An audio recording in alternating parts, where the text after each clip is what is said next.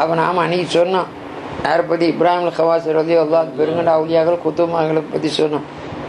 யார் ஹிதர் நபி அலைஹிஸ்ஸலாத்து வஸ்ஸலாம் அவரை சந்திச்சா அவள்கிட்டயே கேட்டா ஷாஃபி இமாம் நான் எப்படி ஆளு எப்படி என்று கேட்டாங்க. அது போல் இவங்களை பற்றி கேட்டாங்க. யார் அஹ்மது இப்னு ஹம்பல் பிஸ்ல் வஹாபியை பற்றி கேட்டாங்க.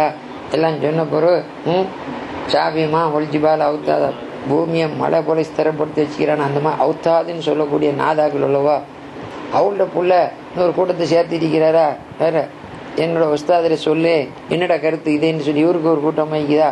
அவர் யாருன்னு கேட்ட இடத்துல யார் அஹ்மது பின் ஹம்பல் இந்த காலத்தில் உள்ள சித்திகீன்களுக்கெல்லாம் தலைவராக இருக்கிறார்கள்னு சொன்னா. பிஸ்ல் வஹாபி நாயகம் அவளை பற்றி கேட்ட நேரத்தில் அவர் ஒரு மனுஷன் தனக்கு போல தன்னை போல வரவிடாமல் ஆக்கி வச்சுட்டு போயிட்டார்.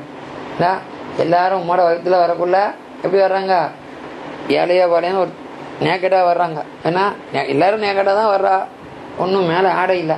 போகக்குள்ளே ஏழையாக இருந்தாலும் ஒரு சுந்து பிளாட்பாரத்தில் செத்து கிடக்கணும் இருக்கும், மேலே ஆடை கீழே ஆடையே பார்க்குறோம்.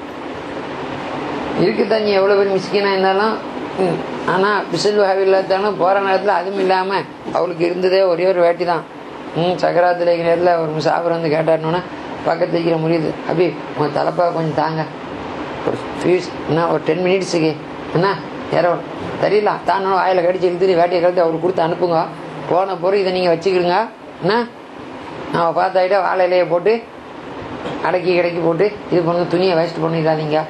அம்மாவோட வகுத்தில் எப்படி வந்தாங்க அதை போல் துணியாக விட்டு விடைபெற நேரத்தில் அவளுக்குன்னு சொந்தமான ஒரு உடுப்பு இல்லையே அந்த மாதிரி சீதவி அல்லவான்னு சொன்னாங்க. சரி எதனால் சந்திச்சிங்கன்னொன்னே அம்மாவோட துவா பிறகு தாய் உங்களுக்கு நல்ல மனிதர்கள்ட்ட கண்ணை சவாசத்தில் கூட ஆனவனே என் பிள்ளைய சீதாவியோட கண்ணை முழிப்பாட்டுன்னு கேட்டுட்டிக்கிறாள அதனால் பார்த்தேன்டாங்கல்ல.